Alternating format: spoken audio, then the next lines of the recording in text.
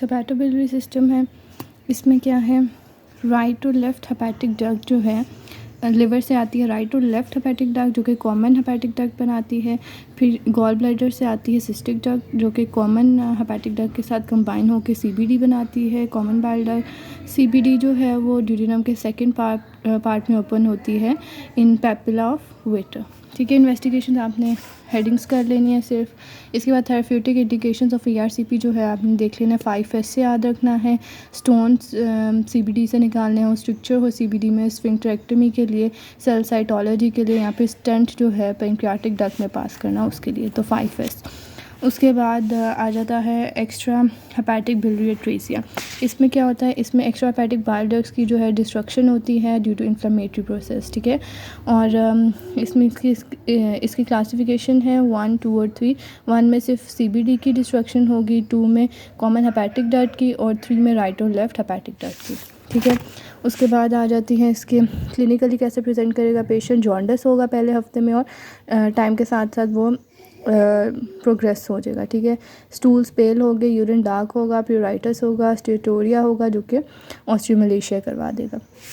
ठीक है, उसके बाद इसके डीडीज़ में अल्फ़ा 1 एंटीट्रिप्सिन डेफिशिएंसी आ जाती है, कोलिडोकल सिस्ट आ जाता है। इन्वेस्टिगेशंस में अल्ट्रासाउंड, हिटा स्कैन, बिलिरुबिन और ALP रेज्ड और लिवर बायोप्सी करवाएंगे।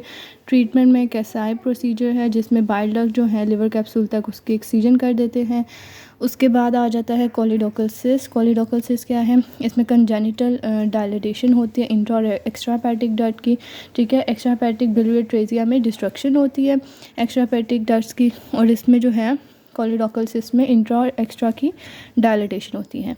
इसकी क्लासिफिकेशन है, इसकी 5 हैं जिसमें टाइप 1 में एक्स्ट्रा हेपेटिक डक्ट की डायलिटेशन होती है, टाइप 5 में इंट्रा हेपेटिक डक्ट की डायलिटेशन होती है, टाइप 4 में दोनों इंट्रा और एक्स्ट्रा की, टाइप 2 में CBD की और टाइप 3 में डिस्टल CBD की। ठीक है, इस तरीके से आपने इसकी क्लासिफिकेशन कर लेनी है।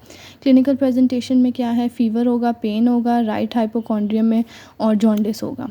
ठीक है, और they are 15% increase risk of developing cholangiocarcinoma if cyst is not excised. Diagnosis में आपने सिर्फ अल्ट्रासाउंड MRCP करवा लेना है और बिलिरुबिन और ALP रेज्ड होंगे। ट्रीटमेंट में ब्रॉड स्पेक्ट्रम एंटीबायोटिक्स और हेपेटोजिनोस्टमी। उसके बाद आ जाता है कोलिलिथियासिस जिसे गॉल स्टोन्स कहते हैं। इसकी 3 टाइप्स हैं, कोलेस्ट्रॉल स्टोन्स हैं, पिगमेंट स्टोन और मिक्स स्टोन्स है। कोलेस्ट्रॉल स्टोन्स में आपने 4F याद रखना है, फीमेल, 40, फैटी और फर्टाइल। ठीक है, उसके बाद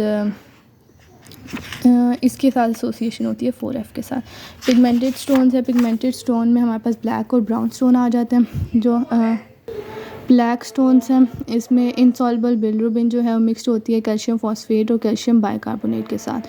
ठीक है, और they are associated with haemolytic disorder जिसमें thalassaemia, sickle cell anaemia, hereditary spherocytosis है।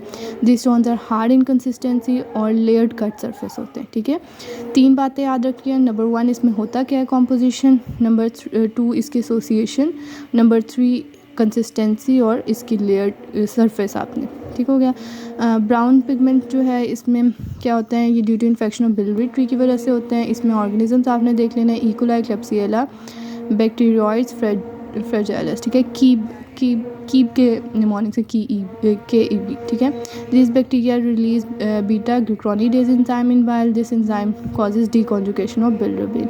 ठीक है, this deconjugated bilirubin precipitates and forms stone. ठीक है, ये जो बैक्टीरियाज हैं ये KEB ये क्या करते हैं, ये एंजाइम ये रिलीज़ करते हैं। ये एंजाइम जो है, जो एंजाइम बीटा ग्लूकोनीडेज है, ये क्या करते हैं, ये बिलिरुबिन को कॉन्जुगेट नहीं होने देते, उसकी डीकॉन्जुगेशन करते हैं और ये डीकॉन्जुगेटेड बिलिरुबिन प्रेसिपिटेट होकर स्टोन बना देते हैं।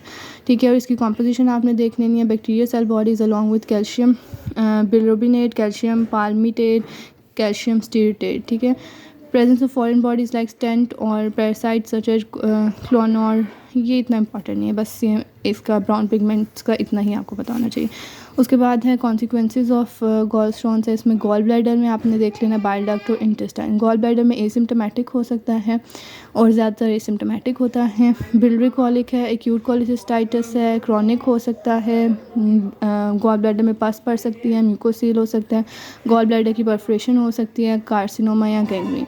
बाइल डक्ट में उसकी ऑब्स्ट्रक्शन हो सकती है। एक्यूट कोलिंजाइटिस, पेनक्रियास में एक्यूट पेनक्रियाटाइटिस, कोलेंजियोकार्सिनोमा कार्सिनोमा इंटेस्टाइन में गॉलस्टोन इलियस। उसके बाद आ जाता है एक्यूट कैलकुलस कोलिसिस्टाइटिस है।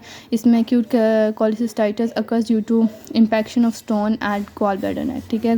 जो नेक है गॉल ब्लैडर की, वहाँ पे स्टोन फंस जाता है, इसको कहते हैं एक्यूट कैलकुलस कोलिसिस्टाइटिस, ठीक है।